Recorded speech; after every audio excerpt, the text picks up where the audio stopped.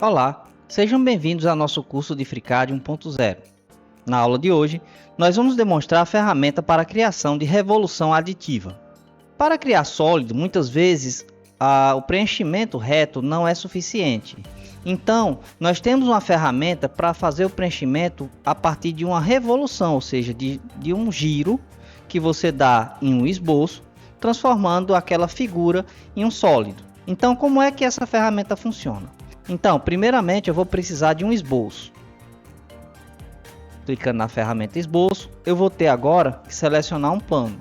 No meu caso, eu vou selecionar o plano XZ para que meu objeto tenha o seu perfil feito pela parte frontal e quando ele girar, ele fique deitado na posição superior. Então agora, eu tenho aqui no centro o eixo Z e aqui o eixo X. Então, vamos desenhar um esboço fechado para representar o perfil do objeto que eu queira usar para fazer a revolução. No nosso caso, eu vou desenhar um círculo. Então, eu vou desenhar um círculo aqui nesse ponto, certo?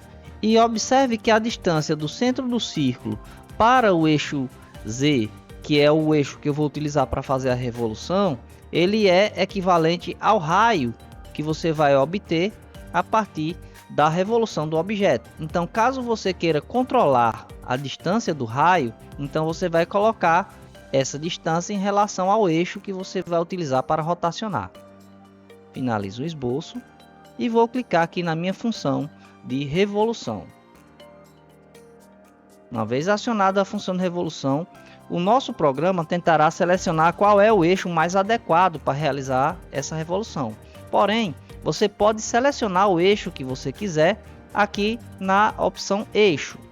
Então aqui eu posso selecionar o eixo vertical, horizontal do esboço e também individualmente eixo X, eixo Y, que não dá para fazer aqui porque ele é coplanar com o desenho, e o eixo Z, que é o eixo vertical, no caso aqui o azul, tá? Então aqui você tem como selecionar o eixo. Caso você tenha outros eixos no desenho que queira usar, você pode selecionar a opção selecionar referência e clicar diretamente no eixo que você quer utilizar. Aqui também nós temos o tipo de dimensão que você vai dizer em quantos graus você quer realizar essa revolução. No caso, eu posso colocar aqui, por exemplo, 180 graus. Então, colocando 180 graus, ele vai fazer a revolução da face do esboço no sentido anti-horário até completar o ângulo de 180 graus. Se você clicar aqui no botão simétrico ao plano, então o esboço que você desenhou vai ficar no meio da sua revolução e metade do ângulo para sentido horário e metade do sentido anti-horário. E se você clicar na função invertido, ele vai inverter o sentido de rotação, passando então para a rotação no sentido horário. Clicando no botão OK, nós finalizamos a função. Bom, também em se tratando de revolução, nós utilizamos muito esse recurso para gerar objetos de forma cilíndrica. Então, nesse caso, nós vamos criar o esboço utilizando um plano conveniente para a visualização do meu desenho. No meu caso, eu selecionei o plano frontal.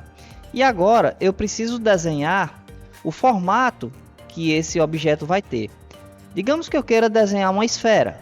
Então a esfera eu vou partir para a revolução de um semicírculo.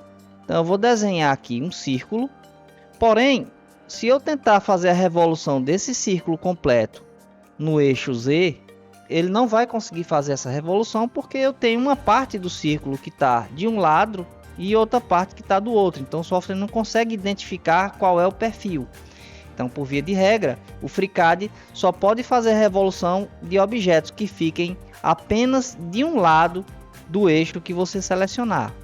Para isso, então, eu vou ter que cortar esse círculo ao meio.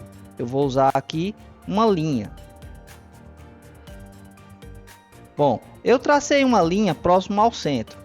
O problema é que se eu tentar fazer a revolução com essa linha ultrapassando o centro de rotação, o programa não vai conseguir fazê-lo. Deixa eu demonstrar. Então agora eu vou cortar essa parte da circunferência e vou fazer a revolução. Perceba que o objeto sumiu, indicando que o software não foi capaz de fazer a revolução. Nesse caso, eu posso voltar a editar o meu esboço e vou fazer com que a linha do objeto coincida com a linha do centro de rotação. Eu posso fazer isso utilizando a restrição de coincidência. Eu vou coincidir essa linha com esse ponto. Bom, uma vez que eu corrija isso, eu posso voltar aqui na minha operação e realizar a revolução. Então, uma vez feito isso, ele faz a revolução e eu sou capaz de desenhar o meu objeto.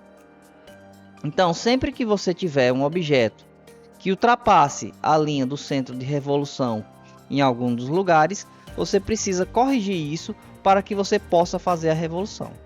Bom, pessoal, encerramos a nossa aula de hoje por aqui. Lembrem-se que tem algumas atividades na descrição do vídeo. Bons estudos e até a próxima aula.